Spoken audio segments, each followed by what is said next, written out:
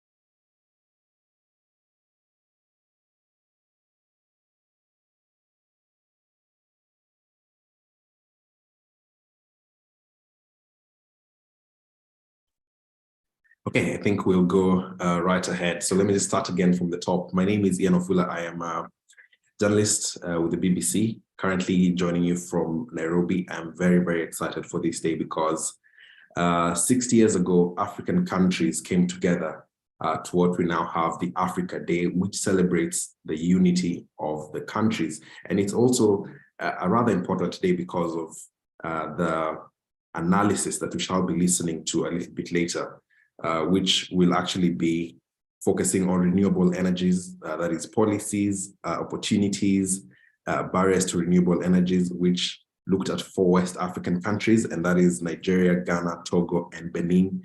This was commissioned by my good friends at the 350africa.org and partners, who we shall be hearing from a little bit later. I'd like to first and foremost appreciate all the journalists who have joined so far. This is important. It is also great to have you here. Thanks for gracing us with your presence, just so that we can get this information out there. But before we go on, let me just take you through a couple of house rules. First of all, I'd like to mention that this particular session is being recorded. And then we do have the session being translated into French as well. So there's a translator translating from English to French and vice versa. So to all the speakers, myself included, please remember to slow down as you're speaking, just so that we give good room to the translators to be able to capture everything that we are saying. Also, to the journalists and all the panelists, let's make good use of our chat box as usual. If you have any question, kindly feel free to type it there, and we shall pick it up as well. To all the panelists who are going to be speaking, kindly remember to mute yourself, just so that we do not interrupt each other and so that everyone can get to hear the person speaking. So just stay on mute unless you're speaking. Just mention that the session is being recorded, and we hope that this entire program will take exactly 1 hour. And just to read out, in case you're figuring out how to sort out the translation, let me just tell you, to access the audio feed in another language, please click on the interpretation feature. So you'll see at the bottom of the screen, there's an interpretation feature there. And once you click it, then select the language you want to hear. So it can either be English or French. And to ask any questions, like I'd mentioned, please use the question and answer feature. I think that's what we need to know for now. And without taking so much of our time, I have the pleasure of introducing the regional director of 350africa.org, Landry Nirate, who will introduce the strategy and perhaps just a quick mention as to why this particular analysis was important and why this report being released today is important to us and, of course, the continent. Landry, over to you. Thank you, and good morning, everyone. Happy Africa Day to all of you. I hope you're well.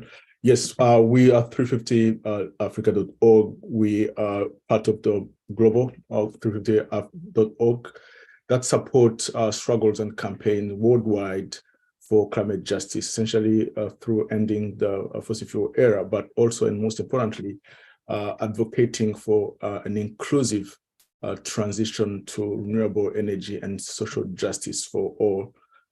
We've been campaigning, organizing, mobilizing in the last few years in the various places on the continent.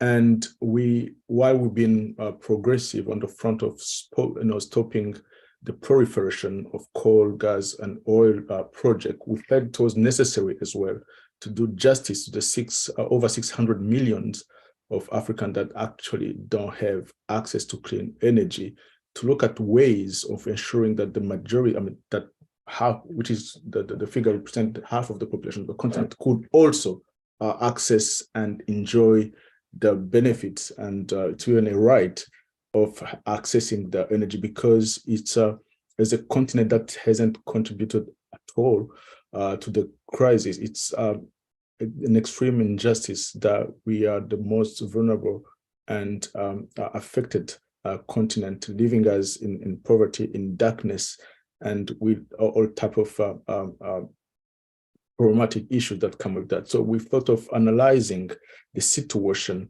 of the renewable energy sector in some of the 4 countries where we operate. We did the spotlight on West Africa this time, and we hope to continue this type of analysis to get to understand how a continent which has got so much abundant solar, wind, and other renewable energy sources is still in darkness. What are the barriers? What are the obstacles? What is the level of understanding, of awareness of stakeholders, of the decision makers, and the civil society, and how those barriers can be removed, how the partners that we work with in those 4 countries and elsewhere also can come together to join these forces to remove the barriers and enable the communities, the businesses, the small enterprises, and basically the Africans, because at this day, we think it's an injustice that 60 years after the formation of the African Union, we still have half the population that is locked outside this crisis, which is, of course, a social, economic, but also a highly unequal and economic crisis. So that's the context in which this research was commissioned. And we have high hopes on the outcomes of it in terms of accelerating our campaigning effort in the 4 countries to get to advance the agenda that we know in some countries represent priority, in others not so a high priority. I hope will be really a meaningful contribution to all stakeholders, officials, and other development partners in those countries that are at the moment working to see how the majority, or to reduce that gap of the population which is locked out of the electricity system at the moment. So that's what we in context in which this particular study happened, and we hope to continue mobilizing, campaigning, and building a movement in Africa and beyond with other partners to address the issue of systematic injustice that climate crisis has caused. So I hope I'll get a chance to make another comment later on, but I think for now, that's the context. And thanks again for joining us. Back to you. Thanks, Landry. And maybe before I let you go, just a quick one. Why was it important to coincide the launch of this particular report or analysis on Africa Day? A good one. This is a kind of tradition at 350 Africa to mark Africa Day, May 25th. So we normally have a round of celebrations or event action across the continent. And this particular moment where we recently shifted our strategy to focus more on the solutions and most importantly, how renewables could become a viable option, that a priority for our campaigns. We thought there was no better day than this one to launch this report. All right, thank you very much. And I think it's time to now hear the specifics of the report findings. But just to mention again that this particular session is being recorded. We're also live on YouTube. Remember to please make use of the chat box to all the journalists especially. So if any question pops up as the speakers continue to take us through some of the findings and as the conversation happens, kindly just use the chat box and we shall find time to respond to that. And like I said, we do appreciate your time. Now it's time to listen to Jimenge Nanatsa, who is going to share the findings of the analysis on the policies, opportunities, and barriers of renewable energy. And remember, we're looking at 4 West African countries, just like Landry had said. We're looking at Ghana, Nigeria, Togo, and Benin. I'm very keen to find out what the findings were. So Jimenge, the floor is yours. Kindly take us through. Thank you, Mr. Moderator. Thank you very much. Allow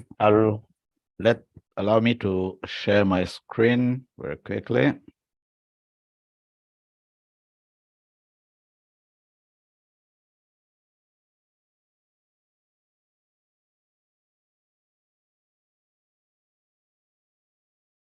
Can you see it? Yes, Jimenge, you're good. Yeah, thank you.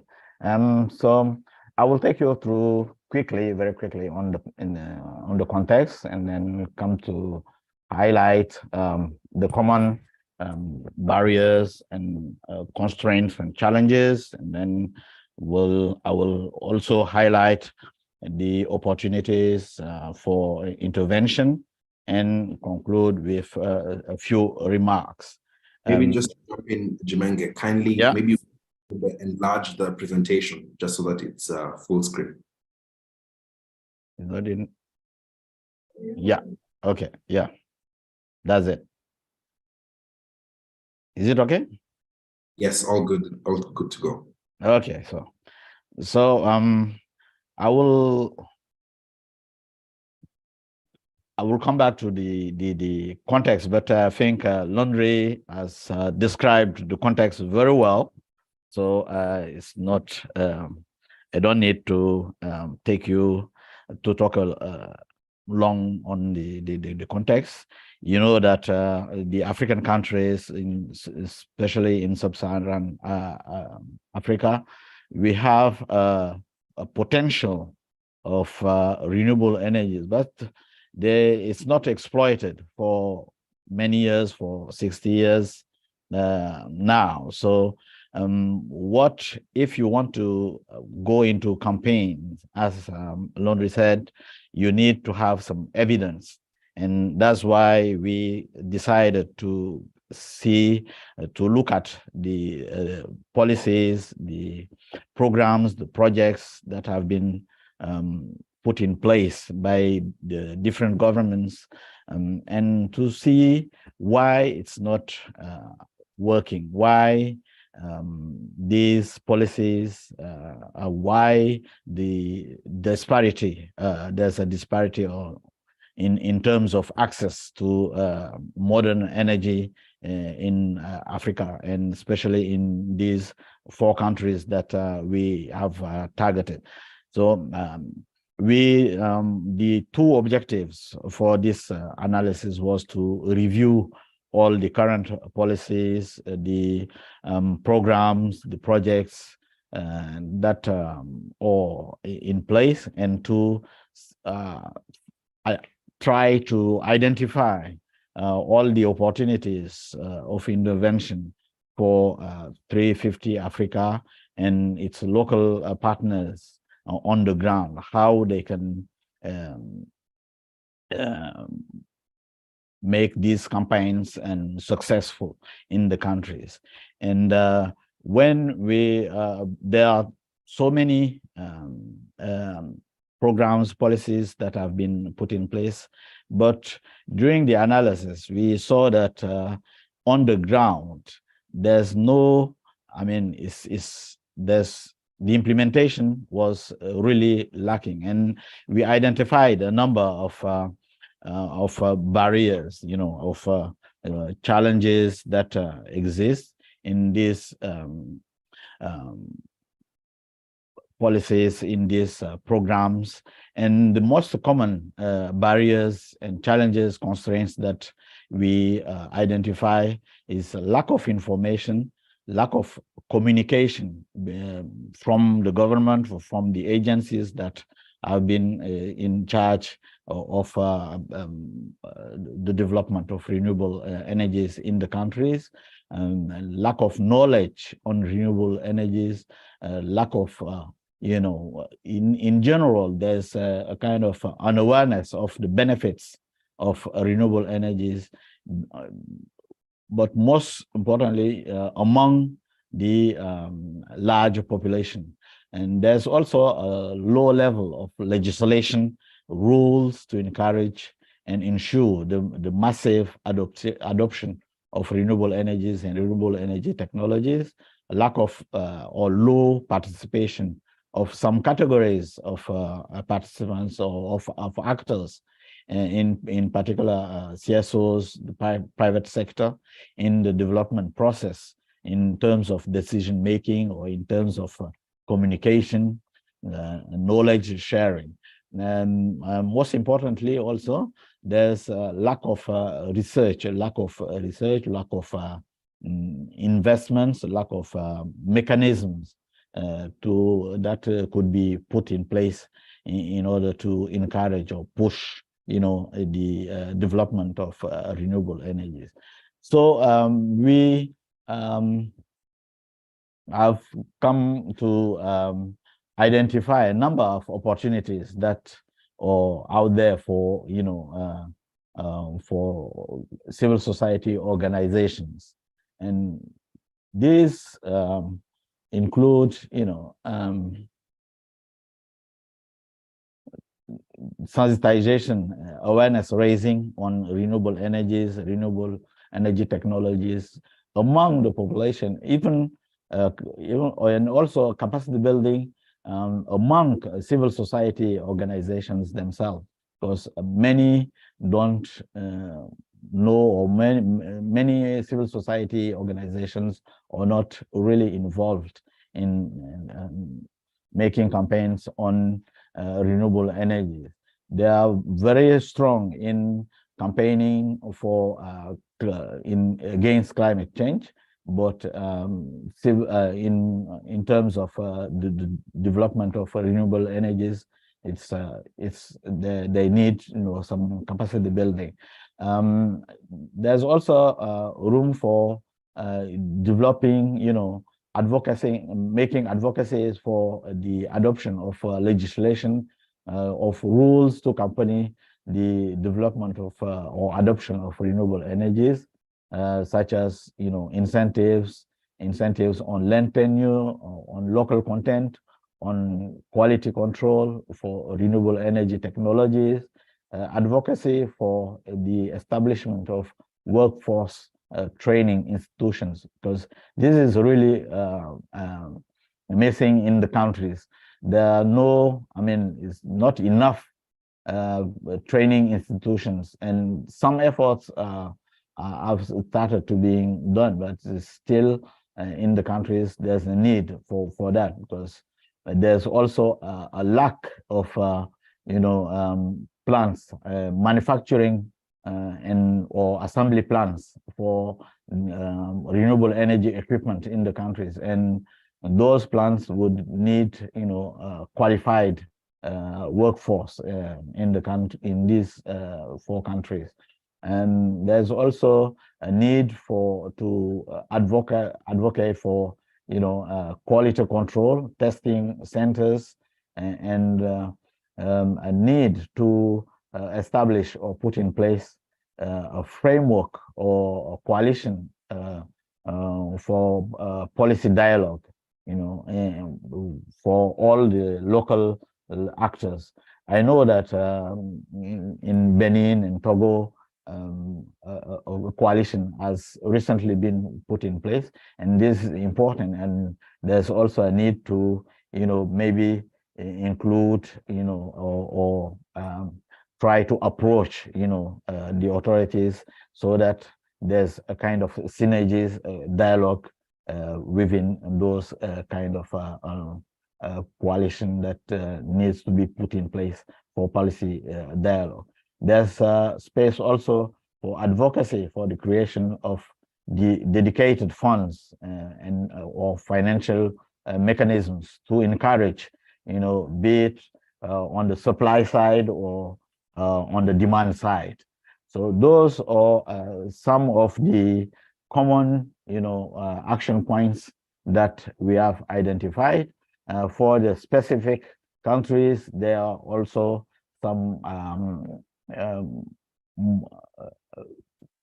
space also for intervention for civil society organizations. And to conclude, I would say that there's a need of strong and steady advocacy and promotion of renewable energies in the 4 countries. Advocacy for further adoption of renewable energies in continuity with the ongoing commitment that civil society organizations have in terms of campaigning against climate change. There's a need to raise awareness of the many benefits of renewable energies and renewable energy technologies, because if people know about renewable energy and the benefits in countries like Nigeria, where they use a lot of generators, there's a need of awareness raising in these kind of countries, encouraging staff training for qualified workforce, advocating for the creation of policy dialogue platforms in the countries, and most importantly, there's a need to develop a kind of synergy among the different, actors, stakeholders, to build, partnership with the government, with the civil society, in the academia communities, and the private sector, and to have, a common understanding, and to have, the same target, which is the development of renewable energy in order to, improve or enhance the rate of access to energy in all the countries. And that's the last words I wanted to share with you. Thank you for listening, and thank you. Thank you, Jiminge. Maybe before I let you go, you talked about quite a number of obstacles, but I'm particularly keen on, the lack of awareness. How do you think this can be addressed, in the sense that to ensure that all people across the continent understand that Africa actually has a very huge potential to tap into its own renewable energy? Just before we go to the next section. Oh, there's a, as I said, there's a need of strong and continued advocacy, and you can make advocacy, but there's a need to link it with a kind of demonstration sometimes, to make people see that there's, the renewable energy, the benefits of renewable energy and renewable energy technologies, like street lighting in some of the countries. You can campaign and show that, there's benefit for this. So really a strong campaign, and I think, and I'm sure 350 Africa and it's the local actors are very much able to do that in the different countries.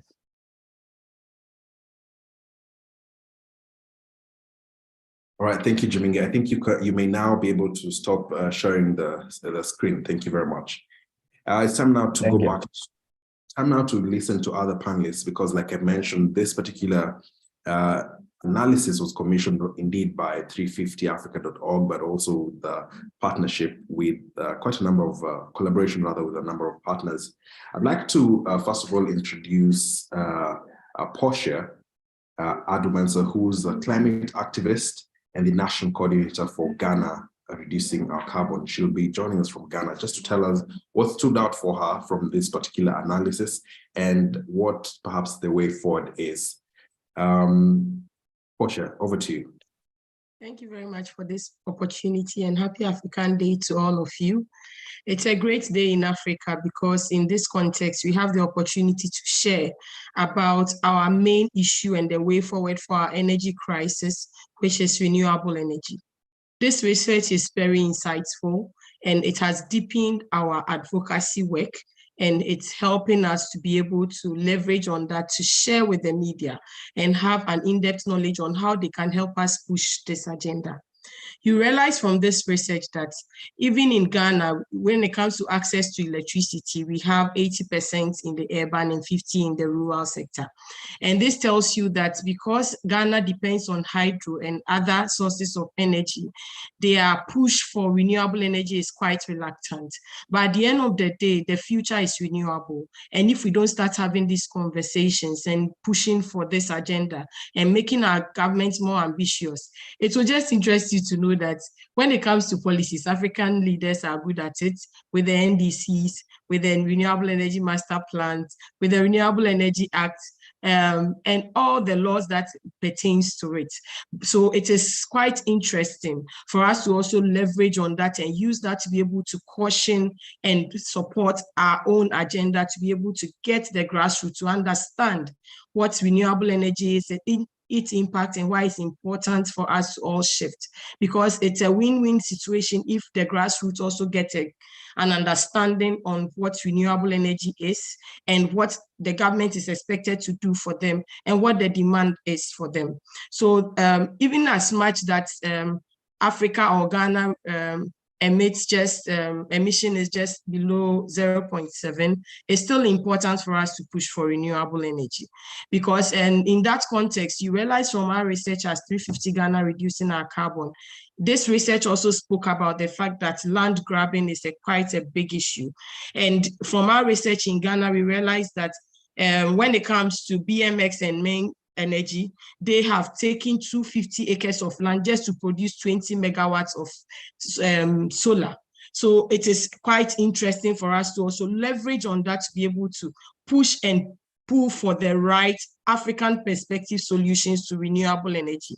This is why it is very crucial and important that we have this conversation today, so that together as different African teams, through this research, we can use that to get our media to start talking about it and helping us to have a voice as young people, as activists and climate change policymakers, to be able to have this thing go down through the grassroots and get our leaders to also stand up for this call. Renewable energy is a very interesting deal because as Africans, we have the solar, we have the wind, and we can leverage on that to do a lot. There is a mall in Ghana here that have even used their car park just to do a solar roofing. So these are some of the intervention and the innovations we want to have the conversation on.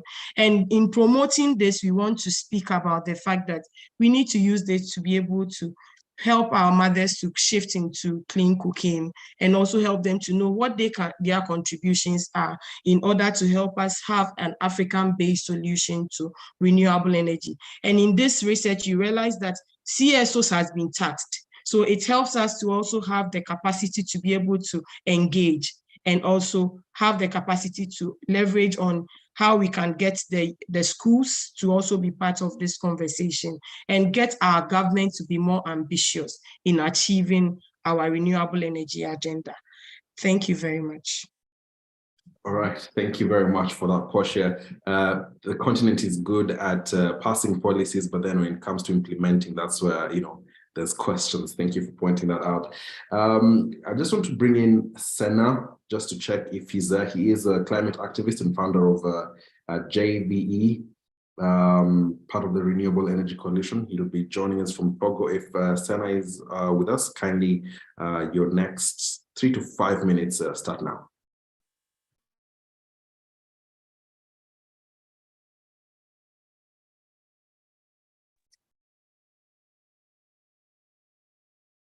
If not, we're going to go to Hippolyte, who's joining us from Benin. He's an environmentalist. Hippolyte, just tell us what stood out from you for you with the analysis and also the report that Jiminge has taken us through. You could actually just do about 3 minutes. Alors, merci beaucoup pour cette recherche qui a été réalisée, dont les résultats sont quand même tout au moins patents. Et on peut dire au moins que les questions de transition énergétique vers des sources renouvelables, comme dans tous les pays de l'Afrique aujourd'hui, constituent un enjeu crucial pour le développement durable. Et dans ce contexte, le Bénin affiche quand même une volonté croissante de promouvoir et d'exploiter ces énergies renouvelables. Ainsi, le Bénin évolue, comme on le sait, de défi en défi, avec à la clé des efforts supplémentaires que les organisations de la société civile ne cessent donc de souhaiter venant des institutions étatiques, des décideurs politiques et autres, qui ne cessent, eux, de leur côté, de vouloir investir dans les énergies fossiles pour lesquelles nous disons non dans notre pays. Alors, en termes de situation dans notre pays en 2017, il faut dire que la situation énergétique donc, du Bénin présentait largement un bilan énergétique qui tournait autour de 58% plutôt pour les énergies primaires, suivi de 37% pour les importations d'hydrocarbures et 2% pour le charbon, avec 1% pour le gaz naturel et 2% pour l'électricité produite par les centrales thermiques.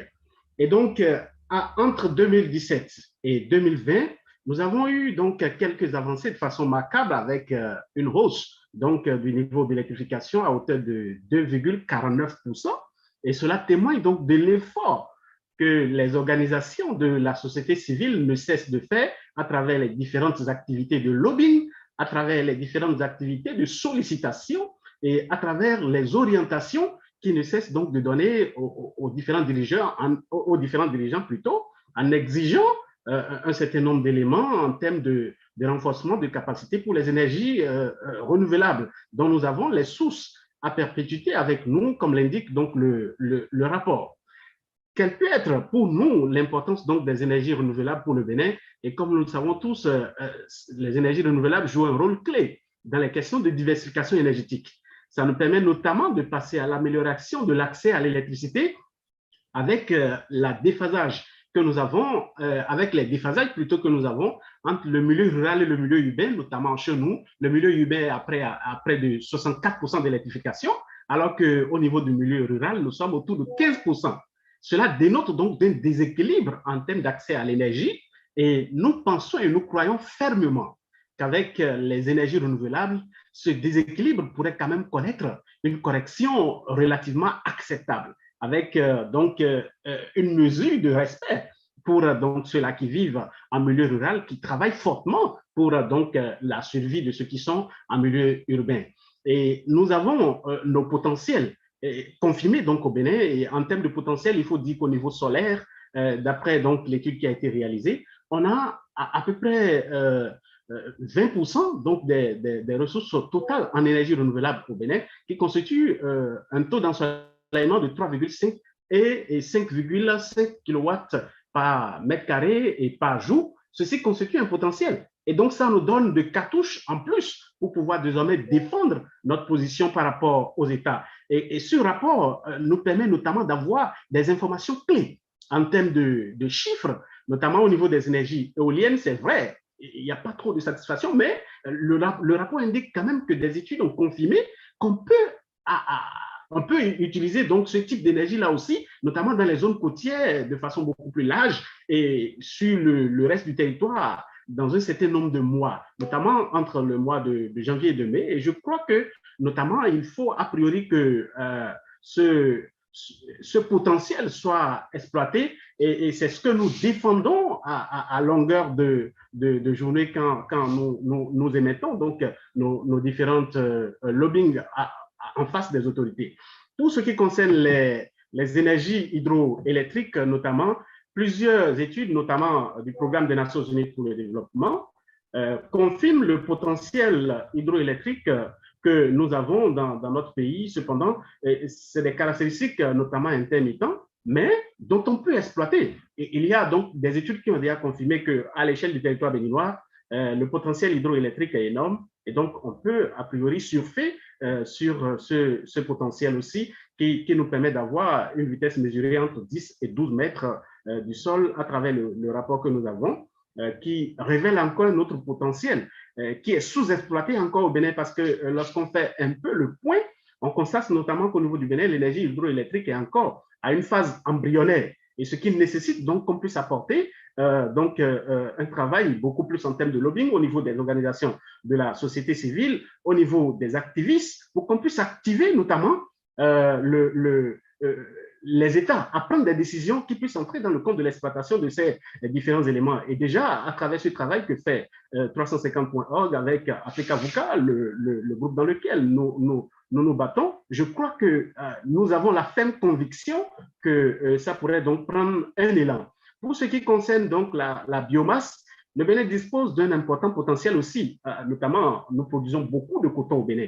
Et les déchets de cette culture de rente restent encore inexploités jusqu'à preuve du contraire. On met feu pour brûler, ce qui n'est pas favorable aussi aux agriculteurs. Et donc, dans ce cas de figure, je crois que c'est un autre type de lutte que nous comptons engager pour pouvoir donc permettre aux producteurs, aux États, aux gouvernants, aux décideurs politiques de comprendre notamment que cette manière de faire ne participe notamment pas à la durabilité d'abord des pratiques agricoles en un premier temps, et cette manière de faire ne nous permet pas aussi d'exploiter ce potentiel dont nous disposons et qui pourrait être un atout pour pouvoir électrifier donc cette communauté-là qui prennent la grande partie de leur temps pour pouvoir produire donc cette culture qui participe de la richesse et du PIB de notre pays. Et je crois que pour cela, les études ont révélé environ 35 sites potentiels pour l'implantation des centrales hydroélectriques. Et c'est une bonne nouvelle. Nous disons que c'est une bonne nouvelle.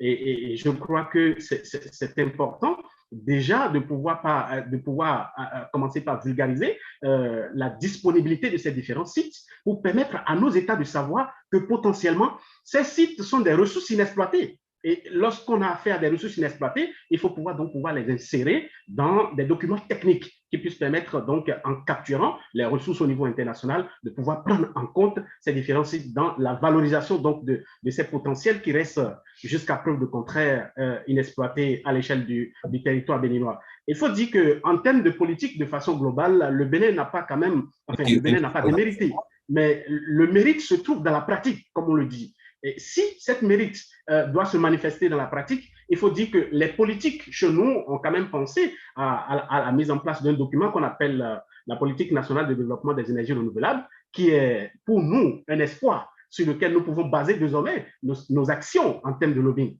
Et donc, cette politique nationale de développement des énergies renouvelables met les ménages au cœur donc, du bénéfice de ces ressources que nous avons. Et cela nous permet notamment de pouvoir rappeler de temps en temps à ces décideurs-là qu'il y a ce document technique qui a été donc produit sur lequel il faut qu'on puisse attirer leur attention pour qu'ils puissent apporter donc ce qu'ils ont promis ou ce qui est élaboré de façon technique à partir des ressources publiques. On ne peut pas élaborer un document technique et le laisser dans les tiroirs.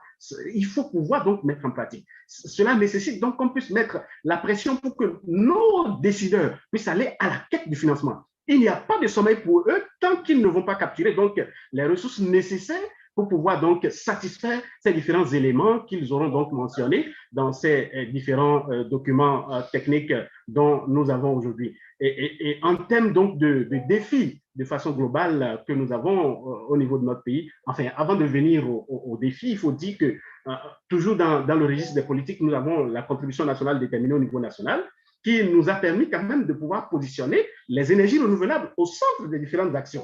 Et ça, c'est l'un des éléments incontournables. Nous pouvons quand même dire que c'est un document à l'international qui a permis au groupe inter-État d'experts climat de pouvoir spéculer sur l'avenir. Et donc, si nous spéculons sur un document technique pour l'avenir, ça veut dire que le contenu devrait être quand même pris en compte jusqu'à une certaine hauteur. Cela relève donc de nos responsabilités en tant que contributeurs, activistes, organisations de la société civile, de pouvoir rappeler ces contenus-là de temps à autre. Au-delà de la contribution nationale, nous avons le plan national d'adaptation au changement climatique, qui est un autre un document technique aussi, qui permet donc au pays de pouvoir donner un bouffée d'air aux populations en termes d'adaptation. Et nous avons la communication, enfin la troisième communication nationale, qui sont des documents techniques dans lesquels nous avons quand même priorisé les énergies renouvelables. Bien que des efforts sont quand même faits, il faut dire quand même que tant que la grande partie n'est pas faite, il reste toujours à faire.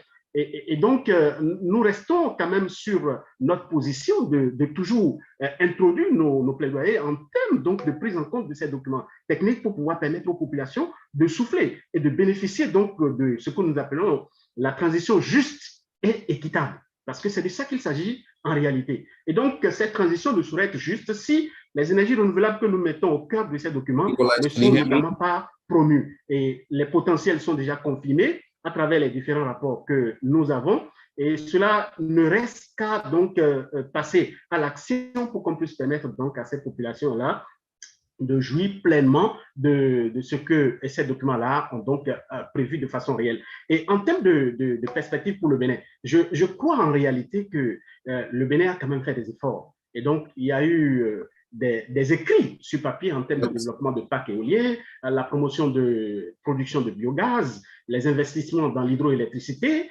Et cela a déjà pris un coup. Parce que comme nous avons déjà les documents mentionnés, les sites identifiés, il faut déjà que tous les acteurs, les parties prenantes puissent se mettre ensemble désormais, parce que c'est de ça qu'il s'agit. Une seule voix ne fera pas le beau temps dans ce contexte-là. Il faut que tous les parties prenantes se mettent ensemble.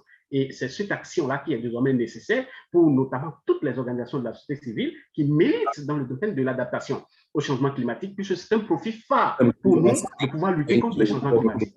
Nous ne perdons pas grand-chose en assurant la promotion des énergies renouvelables, parce que c'est... Ok, je vais finir en disant que nous avons donc du potentiel et nous ne cesserons pas à travers notre position de pouvoir réclamer et de dire en réalité ce qui est à travers les différents documents techniques qui ont été élaborés et amener donc nos décideurs à aller à la quête du financement pour pouvoir mettre en œuvre le contenu de ces documents techniques-là qui constituerait pour nous, communauté, une bouffée d'oxygène pour souffler et profiter donc de la transition juste. Je vous remercie. All right, thank you for that, Hippolyte. I think there was a bit of a technical issue as you couldn't hear me on that end. Merci à vous. I'm just going to bring in Senna. Senna, kindly just take about 2 minutes because time is not really on our side. Just one simple question. What stood out for you in this particular analysis? And you're speaking from a Togo perspective. As brief as possible, please.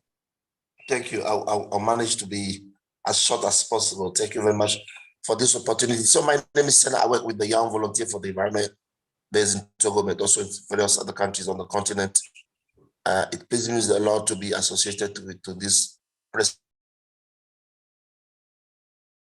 conference. Not only today is Africa Day, but today in Togo is starting an amazing first of its kind fair, gender and climate energy fair. So the Ministry of Energy itself is organizing today a fair open to all enterprises, but mostly women enterprises working around energy. So the issue is really serious here in my country. As to the report, I would say that nothing really new. We know those data, those statistics for the past, and I would like to commend the consultant for highlighting them quite clearly. I just know three things. First one is when it comes to access to electricity, access to energy. Most of our energy need, we derive them from biomass. That's point number about 70%. And second element is that in terms of access to electricity, we are now starting from 35 to 50%. So let's say that half Togolese have access to electricity. And then the third thing is that among that population, only less than 1% have access to some kind of renewable, like solar, wind, hydro, etc. So we can see that most of the energy, the source of the electricity we use is from thermal plant, so mostly from petrol, etc., or from oil mostly, and gas to some extent. So for now, we are not on a very sustainable pathway. But the very good news is that Togo launched in 2028 an amazing electricity strategy, one of the most ambitious on the continent. And that strategy plans that by 2030, every citizen should have access to electricity in the country. And on that note, the government launched a program called CISO. In my language, it means turn the light on. And CISO is offering some payment, result-based payment for several enterprises that have and distribute solar lamp and solar panels, solar products. And after you show that you have distributed the product, you get some payment. And for now, the plan is to distribute about 55,000 products per year for us to reach that target, and we are lagging between 6,000 and 10,000 now. So the goal is ambitious, but for now we are not really on the path. But to put things in context, I would like just to say that we have enough resources in terms of rivers for hydropower, mostly small hydropower. The sunshine, the sunlight potential is quite high. We don't have enough wind, but at least we can tap on biomass, the rivers, and the sun potential to power our industry from renewable energy. But the thing that we need to note down when it comes to anytime we hear about Togo and the energy is that my country does not have an energy policy. I'm not happy about it, even though to some extent I am one of those guys who made it be like that, because in 2012, the government started a process drafting an energy policy, and you will be shocked to see that in that policy, nothing about renewable, nothing about climate, nothing about gender, about youth, but mostly, placing the country on the path toward using using coal and even nuclear. So we organized a big campaign and we stopped the process, calling all embassies, all partners, and the process was stopped. And up to now, it has never been restarted again. We just have something called a policy note from the government. So we don't yet have an energy policy. And I hope it's something we should be able to address in a year to come. But yes, thank you very much for this opportunity. Thank you, Sana. Good to hear that indeed there's, an ambitious plan to get solar power across the country, and also unfortunate to hear that renewable policies have not been passed in Togo, and certainly that's why conversations such as these are quite important. Just very briefly, let me call in Michael, who's a climate activist and founder of the Global Initiative for Food Security and Ecosystem. He'll be speaking from a Nigeria's perspective, very interestingly, because just 2 days ago, his country passed, or rather, launched what is going to be Africa's biggest oil refinery. Michael, maybe you can start from there in line with our discussions today. How do you feel about that? Well, it's a happy Africa Day to you all. I would say it's a mixed feeling for me as an individual, knowing that my country exports crude oil, but do not have even one functional refinery. So having a refinery in the country is some good news, but from the perspective of the environment, it is not good news for us. We feel that this investment should be going into renewable energy. Imagine having the biggest renewable energy solar factory in Africa. That would be the greatest and the biggest sharing news for us. But let me say that the slogan for this year's Africa Day is our Africa, our future. And I say that it is not possible for us to have a future without climate action and with the bad leadership that the continent currently suffers. The fact is that Africa needs independence from bad leaders. We want leaders who see problems and solve problems, and not leaders who see problems and cause more problems. And as we know, climate change is one of our biggest problems. And of course, this research has shown that lack of energy access is a big problem in Africa as well. In my country, Nigeria, the story is very similar with other African countries. But if you look at our population of 200 million people, and over about 60% do not have access to renewable energy, that is very, very poor and very disturbing. But in our case as well, there are lots and lots of policies. We have almost all the policies. The challenge is the implementation of these policies. For us, we have an opportunity as CSOs, as advocates, because in 4 days' time, we'll have a new government, we'll have a new president.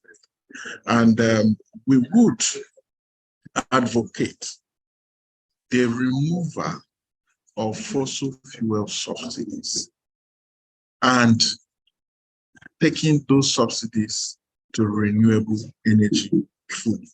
We're just hoping that our new president will join the bomb squad that will help to diffuse the climate time bomb.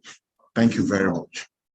Thank you, Michael. And before I let you go, I want to acknowledge a question from Chris, who, let me just turn my video on, who says that why the share of renewable energies in the energy mix in Africa is still low, given the significant solar and wind potential. You know, you've said it again, that Africa has such huge potential. So what are we lacking?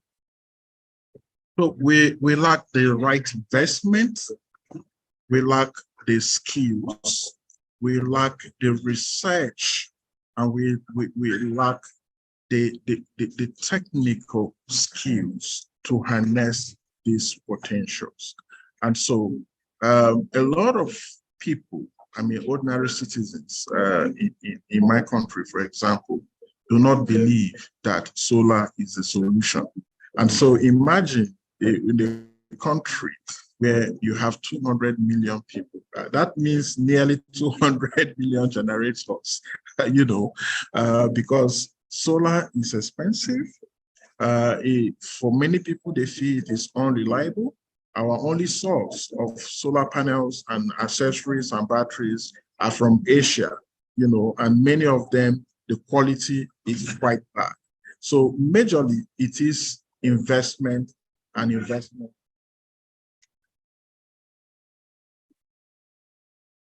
Okay, thank you for that. I'd just like to spend the next about 5 to 8 minutes taking questions. You can use the chat box. I can already see a question here from Ishmael, who says, and I would like Landry to take this, that, you know, they acknowledge rather that this is a great initiative, and I'm excited about the media, that the media is invited to this launch. I clearly understand that we cannot talk about climate justice without including the media, but what supports are available for the media to chance on to advocate? Maybe Landry, you can take this, because one of the biggest obstacles to renewable energy, according to this particular analysis we've seen, is the lack of awareness. So a very good question there. How can the media come in, and what opportunities are there? Landry. Thank you. I think by even having this press conference and inviting the media, that's a sign that we see in the media a very strong partnership. We can't do this without the media. We need the media to help us spread the word, explain, demystify, and kind of bring into simple terms what these issues we're talking about can mean for ordinary citizens. So I was saying the media is such a strong partner, at least for 350. We do our best to always communicate, explain, and, you know, capture the realities on the ground and reshare it with the wider audience. And I hope this message can also go not only to the, you know, public opinion, but also to the decision makers, because sometimes it was, I think, highlighted in the initiative that we do have policies, we do have laws and other good policy document, but when it comes to implementation, there is still that there's a huge gap there. So I think by continuously amplifying this message through different media platforms, we think that we can create a stronger political will than what it is at the moment. And if you allow me to comment briefly on the other question which was raised about the share. Yeah. Yes, quickly. The share of renewable energy in the energy mix, which is relatively low, while we have significant solar and wind potential. I think one of the fundamental issues we're talking about here is around the access to funding, right?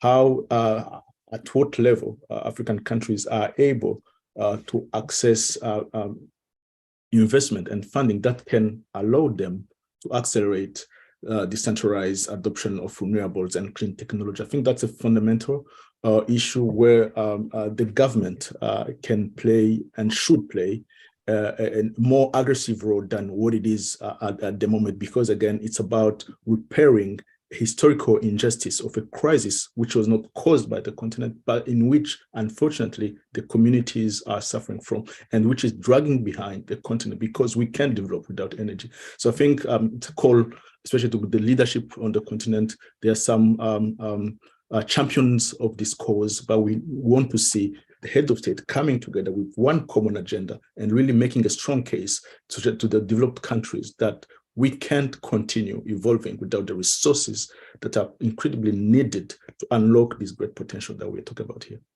Thank you, Landry. And I'll come back to you just for like a summary of today's event. But let me bring in Portia to take on this question, which has been posted by Stella, who's joining us from YouTube. And the question is, Portia, you can take this. As we transition towards renewable forms of energy, how can we ensure that the status quo of oppression and exclusion is not replicated? We risk perpetuating existing power dynamics. Portia, what do you think? Yeah, so this is a good question because it just moves straight into what 350 Ghana reducing our carbon goes into. So because of leaving no one behind, we believe in the fact that women are mostly affected when it comes to renewable energy. So we make sure that we go to the grassroots and we have a campaign which we call Women in Renewable Energy Campaign, trying to engage the women on the clean energy accesses and what the clean cooking objectives are and how they can also shift and what the demands should be when they have the opportunity to have their own energy access. And then we also engage with the schools as well in the universities to also have 350 Ghana reducing our carbon in of the various universities to help them also have a voice and also push for this transition we are all talking about. And it's a quick one to invite everyone to tomorrow. 350 Ghana reducing our carbon is having activism in renewable energy and a debate on this research. These young people are going to disseminate and also put out issues, and we are having the government on board to be able to hear out these young people for them to bring out the strong cases and the ideas that they think can help.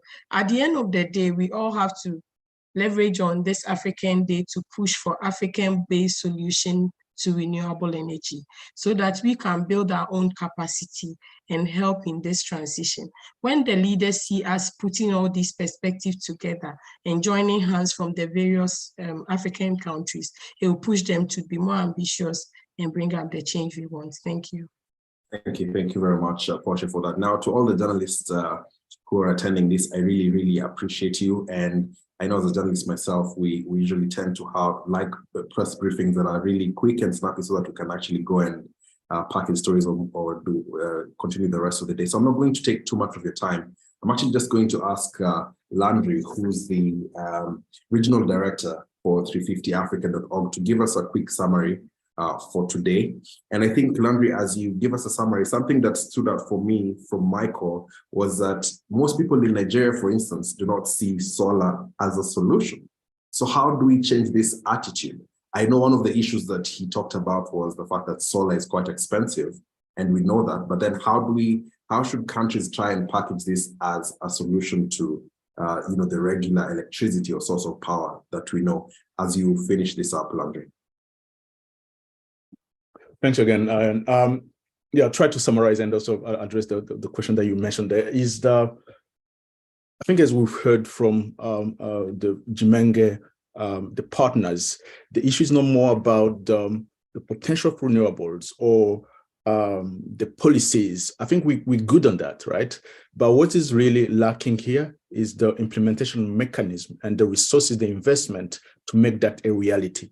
And that process starts with, I think, this type of dialogue that are meaningful, that involve the partners starting from the very grassroots level, the communities.